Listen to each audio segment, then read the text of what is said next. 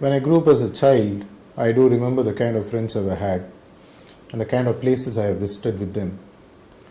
We had no inhibitions. We used to freely go, whether it was a huge building complex or a small, I would say, a locality that normally we don't like to see. I am talking about the poor of India. They are part of us. It's an undeniable fact. You build a huge flat complex and then you open the window. What you see is the so-called slums. They have the same blood which flows in their veins. They are born with us. You call it the karma, you call it the samskaras. They have been denied what today is affordable for many Indians. I am talking about the priorities of the poor must occupy a big slice of the mind share of the PM today. Under section 13, I am going to give a few points on this. For many of us, including us who are sitting here and recording in the comfort of an air-conditioned room, there are millions and millions of people who don't even have electricity.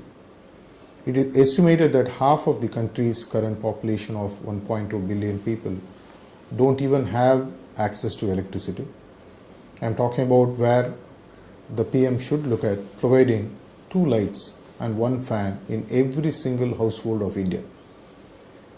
This in turn would help them to read well. We have read stories of great personalities who have read in the street lamps, under the street lamps, and become what they have become. If you had to provide this, a fan is the minimum comfort today people need. I am not talking about providing freebies like televisions or grinders or mixies or anything into the households. Just provide them the basic necessity, it's not even a comfort, of 2 lights and 1 single fan in every single home of India.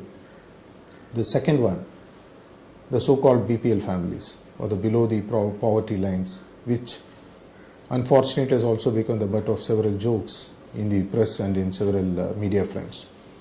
It is said that according to the Planning Commission's data released in the year 2013, about 22% of the Indians are below the poverty line. What can we do about it? I would in some sense find a way in which one job for every family who are below the PPL should be provided, where they not get just 100 days of employment, but they get a year-round employment for one person for every BPL family. In my opinion, with the kind of economic growth that is bound to happen when these points are implemented, this is a doable. The most important aspect, for many of us it's a given, for them access to water, access to safe water is still a dream. It's still a distant pipe dream, if I have to say that word. I am looking at proposing at least where the BPL family must get at least 100 liters of water per BPL family per day. This has been estimated to be the minimum need that they need for drinking and other water needs. This is not sufficient, but at least it would be a good way to begin. I am very sure that when the poor are taken care, they would surely come back in some way.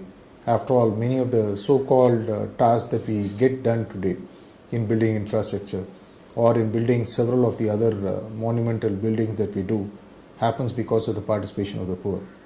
Let us see how we can learn and contribute in letting them grow along with us and be part of this story where they feel that they are also connected as part of the glorious India instead of feeling like distant cousins.